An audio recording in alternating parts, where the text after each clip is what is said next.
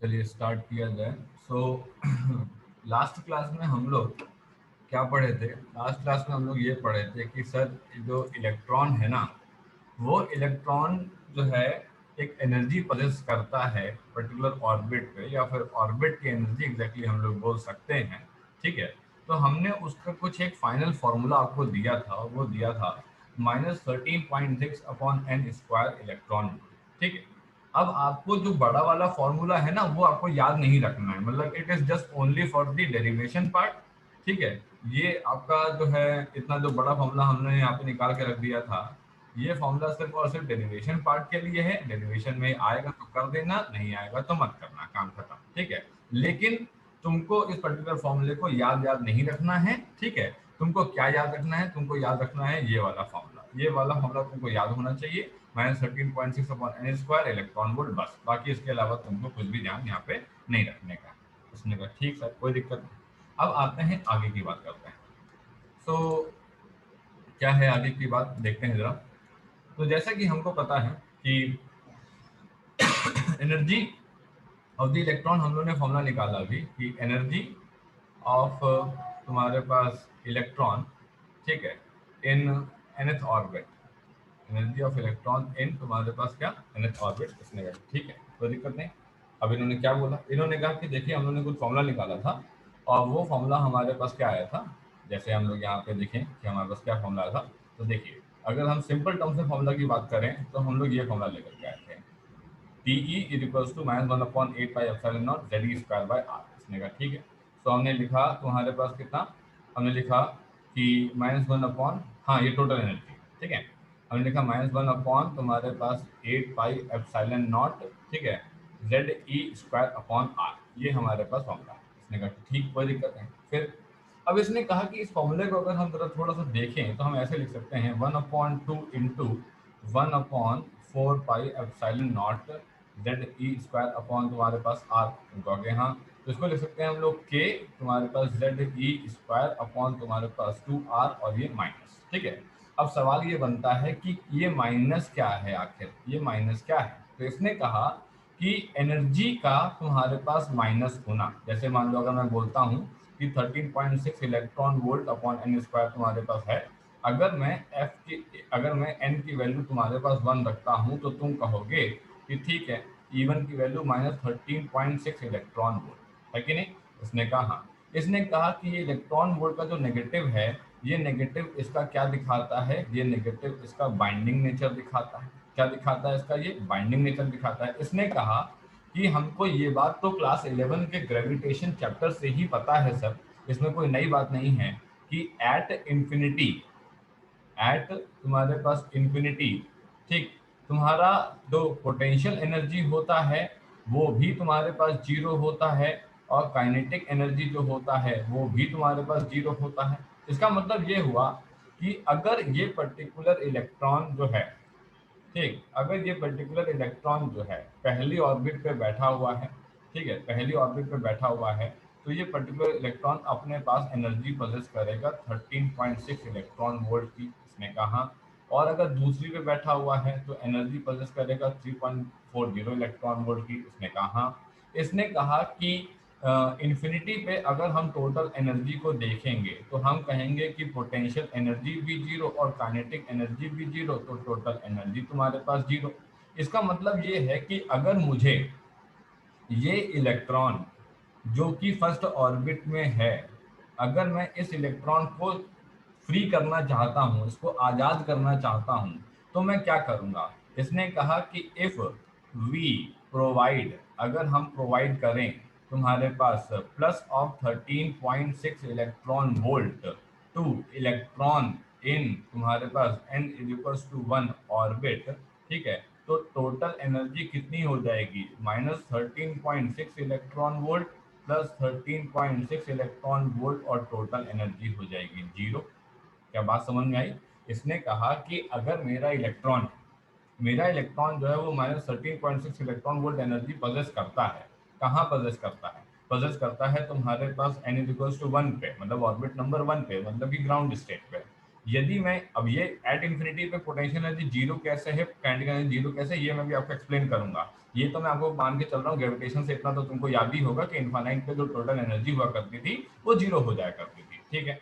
तो अगर total energy at infinite location पे जीरो है, तो इसने कहा कि मान लो कि मैं इलेक्ट्रॉन को आजाद करना चाहता हूँ, मुक्त करना चाहता हूँ, तो इस बात का क्या मतलब हुआ? इस बात का यह मतलब हुआ कि मैं इलेक्ट्रॉन को -13.6 इलेक्ट्रॉन वोल्ट वो एनर्जी प्रोड्यूस कर रहा था, और अगर मैं इसे +13.6 इलेक्ट्रॉन वोल्ट की एनर्जी दे दूंगा तो उसकी टोटल एनर्जी जीरो हो जाएगा। तो इसने कहा कि इलेक्ट्रॉन विल तुम्हारे पास escape, electron will escape to infinity, electron तुम्हारे पास इंफिनिटी पे चला जाएगा। इसका मतलब ये हुआ कि जो माइनस साइन है, ठीक है, it shows the binding nature of electron, it shows the binding तुम्हारे पास नेचर ऑफ इलेक्ट्रॉन टू तुम्हारे पास किसको, टू तुम्हारे पास बाइंडिंग नेचर ऑफ तुम्हारे पास इलेक्ट्रॉन टू न्यूक्लियस, मतलब न्यूक्लियस से कितनी एनर्जी से बाइंडेड है, इतनी एनर्जी से बाइंडेड है। अगर हम इसको इतनी ही एनर्जी दे देंगे पॉजिटिव में तो क्या होगा, टोटल एनर्जी जीरो हो जाएगी। टोटल एनर्जी जीरो हो जाएगी तो क्या होगा, ये भाग जाएगा। ये कहाँ भाग जाएगा, ये इन्फिनिट पे भाग जाएगा, ठीक है। तो अगर आपसे एक सवाल आए, एक लाइन में सवाल आए, या मान लो कंसेप्चुअली किसी पर्टिकुलर क्वेश्चन साथ लगा के वो दे दे कि also explain the significance of the negative sign in the expression of the energy of the electron in the nth orbit, तो आप वहां पे सीधा सीधा ये लिखना कि नेगेटिव साइन शो करता है तुम्हारे पास binding nature of electron to the nucleus, और अगर हम इस पर्टिकुलर इलेक्ट्रॉन को +13.6 इलेक्ट्रॉन वोल्ट की एनर्जी प्रोवाइड कर देंगे n इक्वल्स टू 1 ऑर्बिट पर रहते हुए, तो ये particular electron total energy zero possess करेगा, और टोटल एनर्जी जीरो पोजेस करने का मतलब है इलेक्ट्रॉन भाग जाएगा। कहाँ भाग जाएगा, इलेक्ट्रॉन तुम्हारे पास इनफाइनाइट लोकेशन पे भाग जाएगा। इतनी बात क्लियर हुई, सभी लोगों सर को क्लियर हुआ? हाँ बेटा बताओ। सर यही हमारी मैक्सिमम एनर्जी है। यही हमारी मैक्सिमम एनर्जी है, मतलब यही कौन, +13.6 -13.6? सर इन्फिनिटी पर जो है जीरो। हाँ हाँ, और क्या, देखा जाए तो अगर हम लोग डायग्राम यहाँ पे बना रहे थे तो हमने इसको -13.6 इलेक्ट्रॉन वोल्ट दिया था, हमने इसको -3.40 इलेक्ट्रॉन वोल्ट दिया था। जैसे जैसे मेरी एन की वैल्यू बढ़ती जाएगी इसका मैग्नीट्यूड घटता जाएगा, ठीक है। और अगर मैं अपना फॉर्मूला देखूं तो मेरे फॉर्मूले में ई का फॉर्मूला जो ये वाला अभी हम लोगों ने लिखा था, अगर मैं ये फॉर्मूला देखूं तो इसमें मेरा के जेड ई स्क्वायर अपॉन तुम्हारे पास 2 आ रहा था। अगर आर तुम्हारे पास टेंडिंग टू इन्फिनिटी होगा तो ई तुम्हारे पास टेंडिंग टू जीरो हो जाएगा, ठीक है। यही तुम्हारे पास इसका आंसर बनेगा, क्योंकि इस माइनस साइन को तो कभी भी हम लोग पॉजिटिव नहीं कर पाएंगे, क्योंकि हम क्या पुट कर देंगे जो इस माइनस साइन को काट देगा, माइनस साइन को कोई नहीं काट देगा। इसका मतलब यही एक चाह रहा है कि आर को इन्फिनिट पे ले जाओ, आर को इन्फिनिट पे ले जाओ, इसका मतलब ई को जीरो पे ले जाओ, ई को जीरो पे ले जाओ, तो वो हमारे पास मैक्सिमम एनर्जी को करस्पॉन्ड करने लग जाएगा, ठीक है। क्लियर हुआ ये बात? चलो आगे बढ़ते हैं। तो ये तो बात हो गई तुम्हारे पास एनर्जी ऑफ द इलेक्ट्रॉन की और उसके तुम्हारे पास नेगेटिव नेचर की। पर हमको यहाँ पे क्या बताना था आपको, हमें आपको यहाँ पे कुछ और बताना था। हमें आपको ये बताना था कि जो total energy of the electron है वो तुम्हारे पास काइनेटिक एनर्जी प्लस तुम्हारे पास पोटेंशियल एनर्जी है। ये बात तो आप बता चुके हो, उसने कहा ये हम लोगों ने लिखा था तुम्हारे पास ½ mv², और ये हम लोगों ने लिखा था 1/4πε0, ठीक है। जेड ई इंटू तुम्हारे पास जेड ई इंटू तुम्हारे पास -E/r। तो हमने क्या लिखा था, हमने लिखा था हाफ तुम्हारे पास mv² प्लस तुम्हारे पास के तुम्हारे पास ZE²/r, वो भी तुम्हारे पास क्या, वो भी तुम्हारे पास नेगेटिव। इसने कहा कि by Bohr first postulate, by Bohr's first postulate क्या था, फर्स्ट पॉस्टुलेट था कोलम्बिक इंटरेक्शन वाला, कि जो सेंट्रीपिटल फोर्स है, जो तुम्हारे पास सेंट्रीपिटल फोर्स है mv²/r, वो तुम्हारे पास 1/4πε0 ZE²/r² है। अगर मैं 1/2 मल्टीप्लाई करूं, इसने कहा मल्टीप्लाई मल्टीप्लाई 1/2 बोथ साइड, दोनों साइड को मल्टीप्लाई किया जाए। अगर दोनों साइड को मल्टीप्लाई किया जाएगा तो ½ mv², और इधर हो जाएगा 1/2, 1/4πε0 को के लिख लिया, तो ये हो गया ZE², और ये हो गया तुम्हारे पास आर, है ना, r² को और r को ये कट गया होगा यहाँ पे, ये वैल्यू आ गई। तो इसने कहा कि ठीक है सर, अब मामला सामने सामने साफ आ गया कि जो काइनेटिक एनर्जी है यही तुम्हारे पास ½ mv² है, यही तुम्हारे पास के ZE²/2r है। जो पोटेंशियल एनर्जी है वो तुम्हारे पास -के ZE² अपॉन तुम्हारे पास r है, और जो तुम्हारे पास टोटल एनर्जी है वो तुम्हारे पास कितनी है के जेड ई स्क्वायर अपॉन तुम्हारे पास 2r है। इसने कहा कि क्या अब हम लोग काइनेटिक एनर्जी पोटेंशियल एनर्जी को आपस में एक दूसरे जैसा लिख सकते हैं? इसने कहा लिख सकते हैं। इसने कहा कि देखो कैसे लिख सकते हैं। हमने कहा कि ई एन की वैल्यू कितनी है minus of K Z E square upon 2r। Kinetic energy की वैल्यू कितनी है के Z E square upon 2r। तो मैंने कहा मैं इसको लिख दूं माइनस ऑफ तुम्हारे पास kinetic energy at nth orbit. इसने कहा हाँ लिख दो कोई बात नहीं। इसने कहा जो ई एन है, इसने कहा जो ई एन है वो तुम्हारे पास कितना है माइनस के जेड ई स्क्वायर। इसने कहा मैं इसे ऐसे लिख सकता हूँ -1/2 इंटू तुम्हारे पास के Z E square upon R. तो मैं ऐसे लिख सकता हूँ क्या पोटेंशियल एनर्जी, ठीक है, यहाँ माइनस की जरूरत ही नहीं पड़ेगी, माइनस उसी के साथ चला जाएगा, ठीक है, पोटेंशियल एनर्जी अपॉन 2। तो मैंने क्या लिख दिया potential energy for the nth orbit upon तुम्हारे पास 2। हमने कहा ठीक है सर कोई दिक्कत नहीं। तो इक्वेशन नंबर 1 से और इक्वेशन नंबर 2 से हमको क्या पता लग जाता है कि potential energy for the nth orbit is equals to 2 into kinetic energy for the nth orbit, और ये हो गया माइनस साइन। इस तरीके से हम लोग यहाँ पे रिलेशन निकाल सकते हैं। सभी लोग को बात समझ में आई कि potential energy at the nth orbit is equals to 2 गुना of the kinetic energy of the nth orbit, और ये नेगेटिव साइन का। अब मुद्दा ये है कि ये सब क्यों याद करना है? बिल्कुल मत याद करो, हम तो कहीं नहीं रहे याद करने के लिए। हम तो सिर्फ तुमसे इतना याद करने कह रहे हैं कि तुम ये याद कर लो कि ई एन की वैल्यू जो होती है वो minus of K Z E square upon तुम्हारे पास 2r होती है, इतना याद कर लो। काइनेटिक एनर्जी को तुम जेड स्क्वायर अपॉन आर के फॉर्म में निकाल लेना, पोटेंशियल एनर्जी तो तुम लिखते ही हो। जब तुम ये लिख ही सकते हो तो फिर तुमको इतना याद करने की जरूरत क्या है? कुछ भी याद करने की जरूरत नहीं है, आराम से उठा करके ये एक्सप्रेशन लिख लेना, ये ले लेना, इन दोनों को उठा के ये लिख लेना, खत्म बात। तो इसका मतलब आपको याद करने की कोई भी जरूरत यहाँ पे पड़ने वाली नहीं। सभी लोगों को क्लियर है पढ़ना? यहाँ तक कोई डाउट तो नहीं है? ठीक है, तो ये हो गया तुम्हारे पास टोटल काइनेटिक एनर्जी का पूरा कॉन्सेप्ट, और ये हो गया तुम्हारे पास जो है रेडियस का पूरा कॉन्सेप्ट। अब एक और शख्स बचा है अपने पास जिसको हम लोग अभी डिस्कशन करना है, वो क्या है? वो है सर वेलोसिटी। ठीक है, तो हमने कहा कि चलो बढ़ते हैं आगे। तो नेक्स्ट हमारे पास आता है velocity of electron in nth orbit. Velocity of electron in nth orbit. इसने कहा ठीक कोई दिक्कत नहीं। हमको ये पता है कि बाय हमारे पास बोहर सेकंड पोस्टुलेट, बोहर के सेकंड पोस्टुलेट क्या कहता है?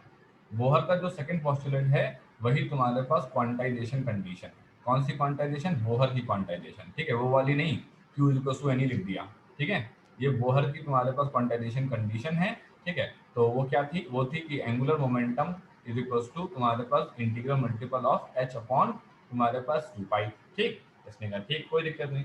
अब इसने क्या बोला? इसने कहा कि मेरे को क्या चाहिए ना, मेरे को चाहिए तुमसे जो है वेलोसिटी का फॉर्मूला चाहिए होगा। इसने कहा कि ठीक है वेलोसिटी होना चाहिए, ले लो मेरे से, कोई दिक्कत नहीं।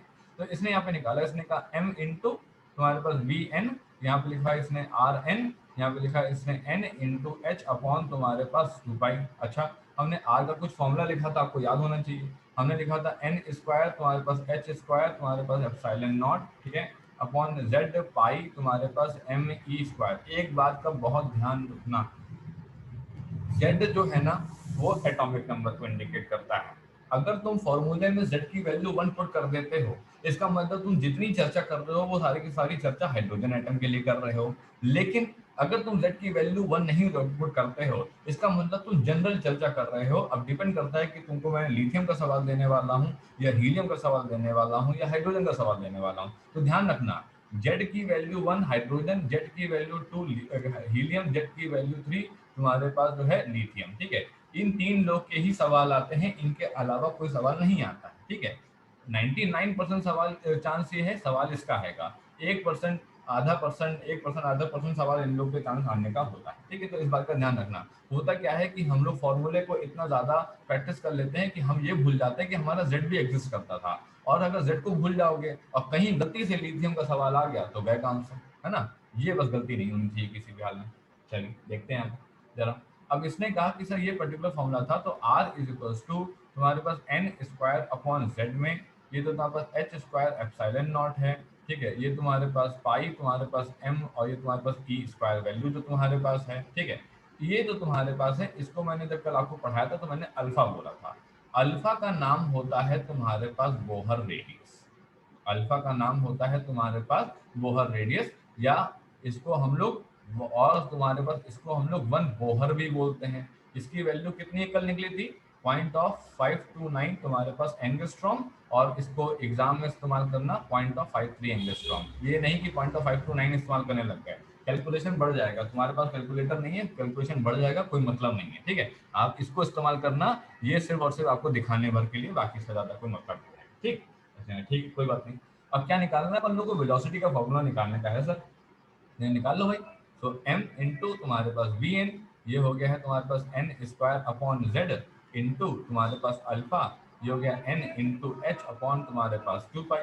यहाँ से n कैंसिल हुआ, तो ये हो गया तुम्हारे पास वी एन इजिकल्स टू, ये हो गया एच अपॉन, ये हो गया जेड तुम्हारे पास एच अपॉन 2, तुम्हारे पास पाई, तुम्हारे पास m, तुम्हारे पास n, तुम्हारे पास अल्फा, ये होगा ना 2 पाई m n, तुम्हारे पास अल्फा और जेड एच ऊपर हो गया, ठीक है।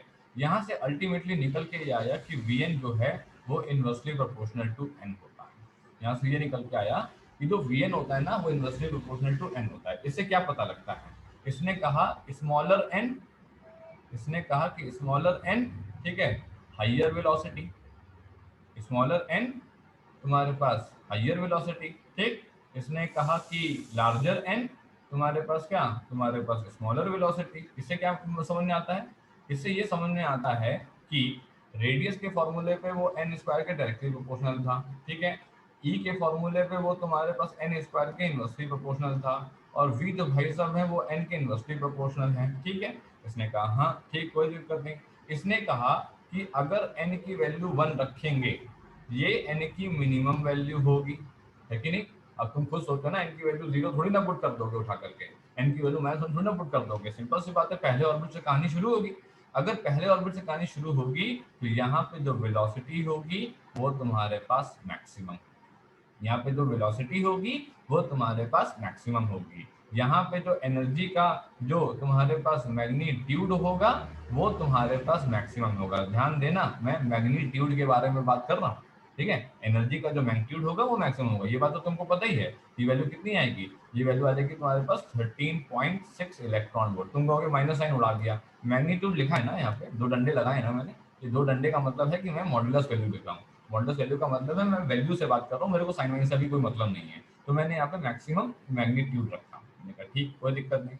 इसका मतलब ये हुआ कि जैसे जैसे, इसका मतलब ये हुआ कि एज एन इंक्रीजेस, ठीक है, वेलोसिटी डिक्रीजेस, ठीक, काइनेटिक एनर्जी डिक्रीजेस, ठीक है, as N goes to infinity, ठीक, वेलोसिटी गोज टू जीरो, ठीक, और kinetic energy goes to zero.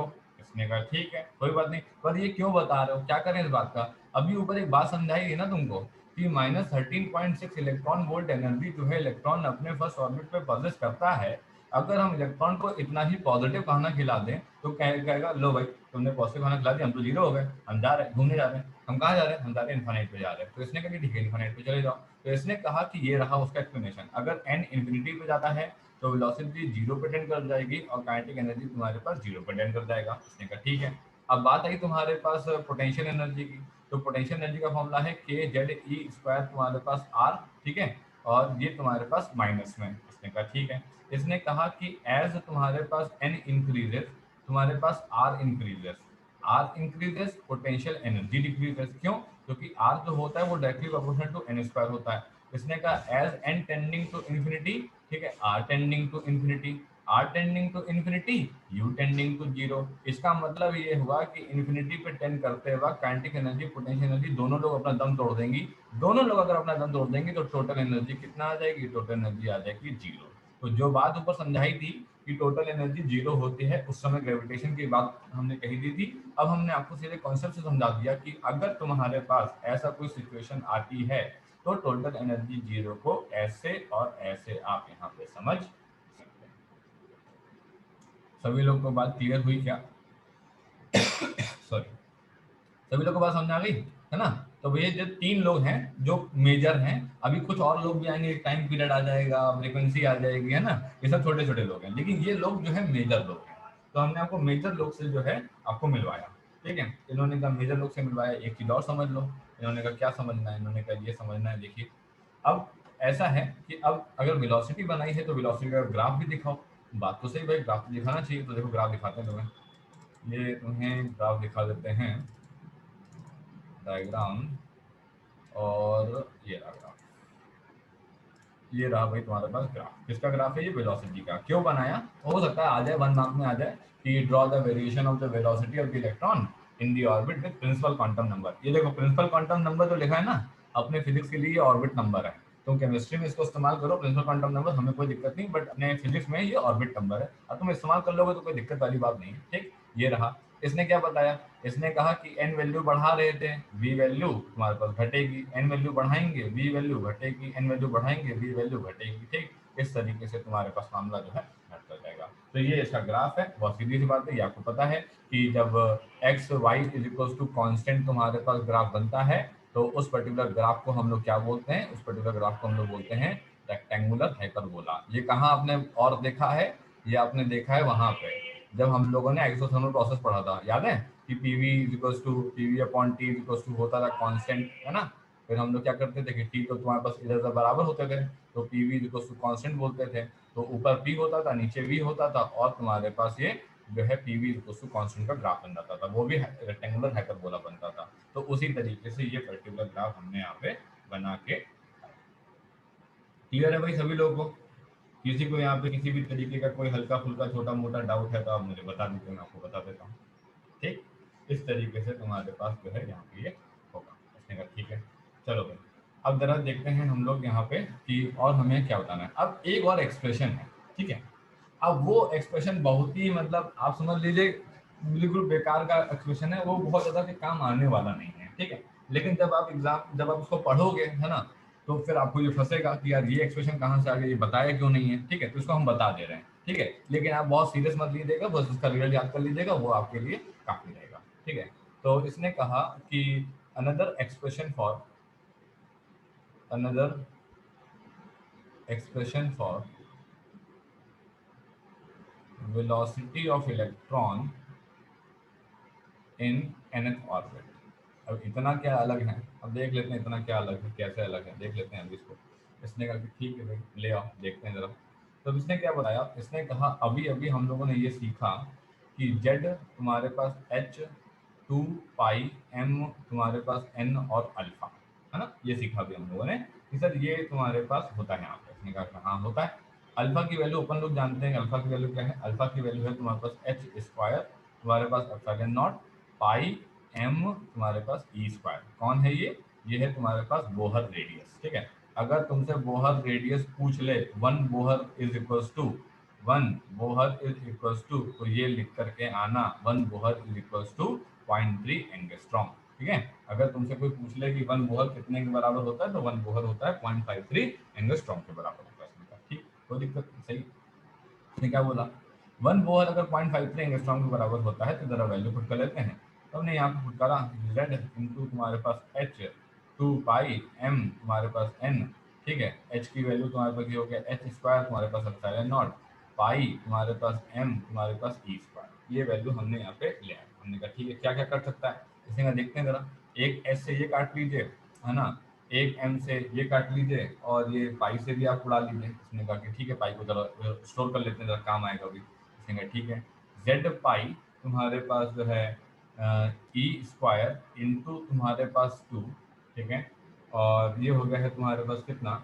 ये हो गया है तुम्हारे पास 2 पाई तुम्हारे पास दो यहाँ पाई यहाँ एप्सिलॉन नॉट तुम्हारे पास यहाँ पे, ठीक है। और ये हो गया है तुम्हारे पास n इंटू तुम्हारे पास h। ये वैल्यू ये सॉरी 2 नहीं होगा यहाँ पे, जेड पाई ई स्क्वायर ऊपर 2 पाई और एप्सिलॉन नॉट इधर n और h इधर। इसने कहा ठीक कोई दिक्कत नहीं। अब इसने क्या बताया? इसने कहा कि सर ठीक है, अब यहाँ से मैं क्या चाहता हूँ, मैं थोड़ा सा इसे कन्वर्ट करना चाहता हूँ। इसने कहा कि m एंड d बाय 2, ये क्या होता है? मल्टीप्लाई एंड डिवाइड बाय 2, ठीक है। मैं फिर कह रहा हूँ इस एक्सप्रेशन को बहुत सीरियस मत लीजिएगा, ये एक्सप्रेशन आपके पढ़ने में बीच में आ जाएगा तो आपको लगेगा बताया नहीं है, बस इसलिए बता रहा हूँ, ठीक है। बहुत ज्यादा सीरियस मत लीजिएगा इसको। V N is equals to ये कितना हो जाएगा तुम्हारे पास 2z पाई तुम्हारे पास E square upon 4 pi epsilon naught N H. हमको पता है कि 1/4 पाई एप्सिलॉन नॉट क्या लिखना है, 2 k z तुम्हारे पास पाई ई स्क्वायर अपॉन तुम्हारे पास एन एच। ये पर्टिकुलर फॉर्मूला हमारे पास आ गया। हमने कहा ठीक। अब इसने कहा इस फॉर्मूले में मैं सी से मल्टीप्लाई करना चाहता हूँ, m एंड तुम्हारे पास d बाय सी। अब क्या करना चाह रहे हैं, देखते हैं भी क्या करना चाह रहे हैं। ठीक, Vn is equals to 2k z pi E square into तुम्हारे पास c। ठीक है, हमने यहाँ पे c से मल्टीप्लाई किया और हमने नीचे भी तुम्हारे पास एन एच इंटू तुम्हारे पास c से मल्टीप्लाई कर दिया। इसने कहा ठीक, कोई दिक्कत नहीं। हमने यहाँ पे क्या कर लिया, 2k z पाई तुम्हारे पास ई स्क्वायर इंटू सी, और यहाँ पे तुम्हारे पास h इंटू सी, और ये तुम्हारे पास c अपॉन एन लिख लिया। इसने कहा कि ठीक, कोई दिक्कत नहीं, सही है। अब इसने कहा कि यहाँ पे जो लोग हैं ना, कौन लोग, ये लोग 2 और तुम्हारे पास k और तुम्हारे पास z और तुम्हारे पास पाई और तुम्हारे पास ई स्क्वायर अपॉन h और c, तुम्हें इन सब की वैल्यू पता है। क्या मतलब, इन सब की वैल्यू पता है का मतलब है तुम्हें k की वैल्यू पता है, तुम्हें z की वैल्यू पता है, तुम्हें पाई की वैल्यू पता है, तुम्हें e की पता है, h की पता है, c की पता है, सब की पता है। c कौन है सर, c है अपना स्पीड ऑफ लाइट। c है अपना क्या, c है अपना जो है स्पीड ऑफ लाइट। इसने कहा ठीक सर, स्पीड ऑफ लाइट है। इसने कहा कि एक काम करते हैं कि Vn इज इक्वल टू इसकी वैल्यू निकाल लेते हैं। तो 2 इंटू 9 इंटू 10 की पावर 9 इंटू हाइड्रोजन एटम के लिए 1 इंटू 3.14 इंटू 1.6 इंटू 10 की पावर माइनस 19 का होल स्क्वायर अपॉन तुम्हारे पास कितना 6.6 इंटू 10 की पावर माइनस 34 इंटू तुम्हारे पास 3 इंटू 10 की पावर 8। जब इसकी वैल्यू इन्होंने निकाली तो अंत में इसकी वैल्यू आई 1/137। तो ये वैल्यू आ गई 1/137 times of C by N. इस तरीके से एक और एक्सप्रेशन आता है। इस एक्सप्रेशन का कभी जिंदगी में इस्तेमाल होगा कि नहीं होगा, हो सकता है तुमसे ऑब्जेक्टिव सवाल में ऐसा पूछ लें कि which one of the following expression correctly represent the relationship between velocity and velocity of the electron in nth orbit and तुम्हारे पास speed of light with orbit number या फिर क्वांटम नंबर। तो तुमसे 1/137 का पूछ सकते हैं, पर इसके चांसेस बहुत कम है कि ऐसा कोई फालतू का सवाल वो तुमसे पूछेंगे। ठीक है, और क्या हो सकता है, और ऐसा हो सकता है कि तुमको बस वो क्या नाम है ये दे दें कि इफ तुम्हारे पास n की वैल्यू 2, फाइंड तुम्हारे पास जो है Vn। ठीक है, फाइंड Vn। तो तुमको क्या करना होगा, सीख तो तुमको पता है, सी को तो तुमको पता है कि 3 इंटू 10 की पावर 8 मीटर पर सेकंड है। ठीक है, 1/137 की वैल्यू तो तुम कैलकुलेट करोगे, n की वैल्यू 2 पुट कर देना, आराम से Vn निकल जाएगा। इस तरीके से तुम इस पर्टिकुलर फॉर्मूले का इस्तेमाल कर सकते हो। बात क्लियर हुई भाई सभी लोग को? ठीक है, इस एक्सप्रेशन को ज़्यादा सीरियसली मत लीजिएगा। आपको याद क्या करना है इसमें, आपको याद करना है इसको आपको याद कर लेना है। ठीक है, आपको ये याद कर लीजिएगा। अगर आपको कुछ नहीं देगा, अच्छा कुछ नहीं देगा से क्या मतलब है, जैसे मान लो कि अगर हम लोग ये वाला वेलोसिटी का फॉर्मूला तुम्हारे पास देखें, ठीक है ना, तो यहाँ पे तो सर बात वही है ना, तो देखा जाए तो फॉर्मूला तो वही बताया मैंने, बस मैंने अल्फा की वैल्यू पुट करी, एक बार 2 से मल्टीप्लाई किया, एक बार सी से मल्टीप्लाई किया, और मैंने ये चेहरा दिखा दिया। चीज वही है, चीज वही है, बस मैं आपको दो अलग अलग एक्सप्रेशन दिखा रहा हूँ कि एक एक्सप्रेशन ये है, एक एक्सप्रेशन ये है। तो आप अगर अल्फा नहीं पुट करेंगे, आप अगर अल्फा नहीं पुट करेंगे तो आप ये वाला फॉर्मूला उठा लेंगे और क्या करेंगे। ठीक है, और आप अगर तुम्हारे पास अल्फा की वैल्यू पुट कर देंगे तो आप अल्टीमेटली ये फॉर्मूला उठा लेंगे। बस आप इतना ही तो करेंगे और क्या होगा, इस तरीके से तुम्हारे पास ये आ जाएगा। सभी लोग को बात क्लियर हुई? किसी को कहीं कोई डाउट तो नहीं है किसी भी तरीके का? हाँ बेटा बोलो। ये हाइड्रोजन आटम के लिए है। ये हाइड्रोजन एटम के लिए देखो, मैंने यहाँ पे देखो मैंने जेड की वैल्यू 1 पुट कर दी। अगर मान लो तुमको हीलियम के लिए पूछ लेता तो तुम जेड की वैल्यू 2 पुट करती और तुम्हारा जो फॉर्मूला आता वो आता 2/137 तुम्हारे पास सी बाय एन। ठीक है ना, अगर तुम्हारे पास हीलियम के लिए सवाल होता, क्योंकि मैं जेड की वैल्यू 2 पुट कर देता। अगर मैं लिथियम के लिए जेड की वैल्यू 3 पुट कर देता तो 3/137 सी अपॉन एन का फॉर्मूला आ जाता। ठीक है, सर हाँ यस सर हम इस वेलोसिटी की कोई कांस्टेंट वैल्यू एक नहीं निकाल सकते? सर एच भी कांस्टेंट है, पाई भी है, और एम और अल्फा भी कांस्टेंट है। हम इस वेलोसिटी की क्या नहीं कर सकते, कांस्टेंट वैल्यू? सर जैसे हमने nth रेडियस का निकाला था 0.53, हाँ हाँ, वैसे ही वेलोसिटी में नहीं है कोई कांस्टेंट। तो अपन लोगों ने जो क्या नाम है वो निकाला था, वो तो ये वाला फॉर्मूला था N square upon Z into तुम्हारे पास 0.53 तुम्हारे पास एंगस्ट्रॉम। तो फिर तुम ये मुझसे कहोगे कि ऐसा है कि हाइड्रोजन एटम की बात कर रही हूँ, तो मैं कहूँगा जेड की वैल्यू 1 ले लो। तुम कहोगी मैं फर्स्ट ऑर्बिट की बात कर रही हूँ, तो मैं कहूँगा R1 is equal to 1 square upon 1 into 0.53, और आंसर तुम्हारे पास 0.53 एंगस्ट्रॉम आ गया था। तो ये तो वैल्यू कांस्टेंट वैल्यू थोड़ी ना कहोगी, इसे तो तुम कहोगी radius of the first orbit बोलोगी तुम इसे। तुम कांस्टेंट वैल्यू कैसे बोल सकती हो, radius of the first orbit बोलोगी। अब तुम कहोगी कि इसी की तर्ज पे हमको ये निकाल के दिखा दो, तो हम कहेंगे लो n की वैल्यू 1 लो, v1 is equal to 1 upon 137 into 3 into 10 की पावर 8 अपॉन तुम्हारे पास 1, यहाँ पुट कर लो, जो आंसर आएगा वो तुम्हारा आंसर हो जाएगा। ठीक है, अब ये कितना आएगा, ये ऐसे समझो, इसको अपन लोग लिख लेंगे कितना, 300 लिख लेंगे, इसको लिख लेंगे 137, इसको लिख लेंगे 6, ये कितना आ जाएगा, ये आ जाएगा 137 मतलब 274, लमसम 2.1 मान लो, 2.2 ऐसे कुछ मान लो, तो ऐसे लिख लो 2.1 इंटू 10 की पावर 6 तुम्हारे पास मीटर पर सेकंड, ये velocity of the electron in the first orbit हो गई।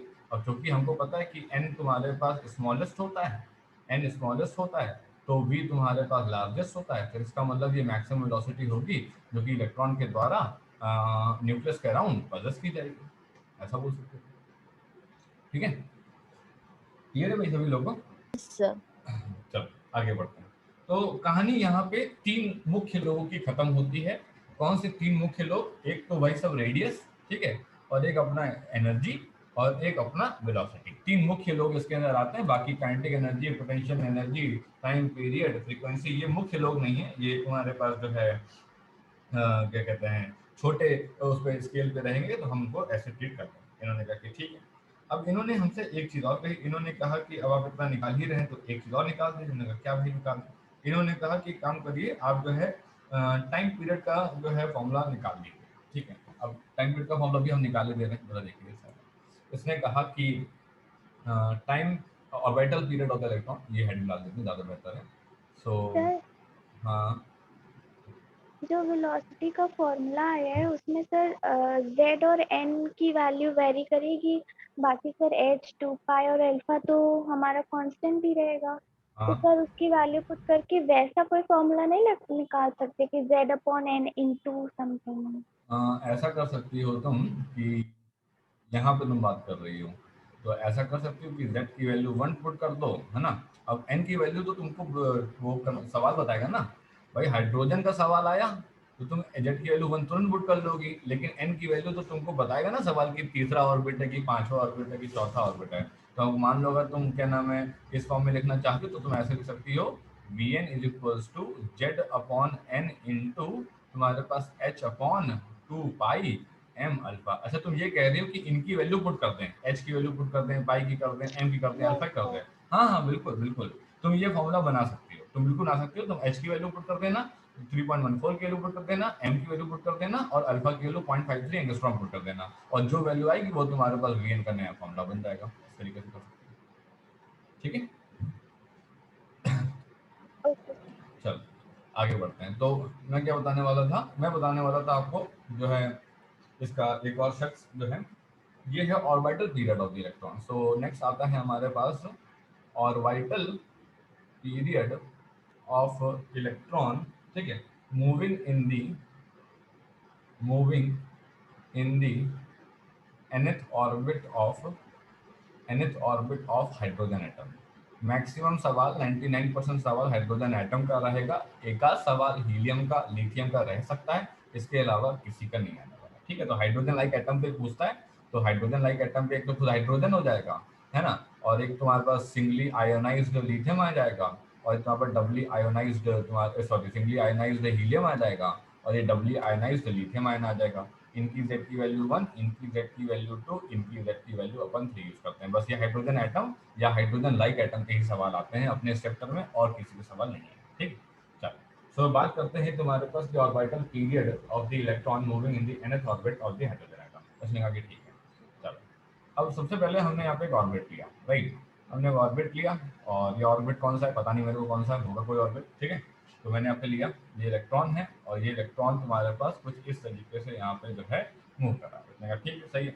वर्ल्ड फर्स्ट पॉस्टुलेट ने क्या कहा था, वर्ल्ड फर्स्ट पॉस्टुलेट ने कहा था कि इसको घूमने के लिए सेंट्रीफ्यूगल फोर्स चाहिए, जिसको देने की जिम्मेदारी कूलम्ब फोर्स ऑफ अट्रैक्शन की है। ठीक है, वो सेकंड पॉस्टुलेट ने क्या कहा था कि जो एमवीआर जो एंगुलर मोमेंटम होता है इलेक्ट्रॉन का किसी भी पर्टिकुलर ऑर्बिट पे, वो integral multiple of h upon 2 पाई होता है। तीसरा वाला भी तो पॉस्टुलेट कभी इस्तेमाल ही नहीं किया हम लोगों ने, क्योंकि अभी हम लोगों ने एटॉमिक स्पेक्ट्रा पढ़ा नहीं है, तो अभी हम लोगों ने इस्तेमाल नहीं किया। एटॉमिक स्पेक्ट्रा पढ़ेंगे तो उसी की बात करेंगे। ठीक है, चलो तो अब पहले बात करते हैं कि इसमें सर क्या निकालना होगा। इसे निकालना है टाइम पीरियड। तो टाइम पीरियड इक्वल टू होता है 2 पाई अपॉन तुम्हारे पास omega, v is equal to होता है r ओमेगा, ये हो गया है v अपॉन r is equal to omega, तो ये हो गया है 2 पाई तुम्हारे पास R अपॉन V। अब तुम कहोगे ये तो बहुत ही सिंपल है सर, इसमें क्या ही करना था, इसमें कुछ भी नहीं करना था। हाँ बात तो सही है, इसमें कुछ भी नहीं करना था।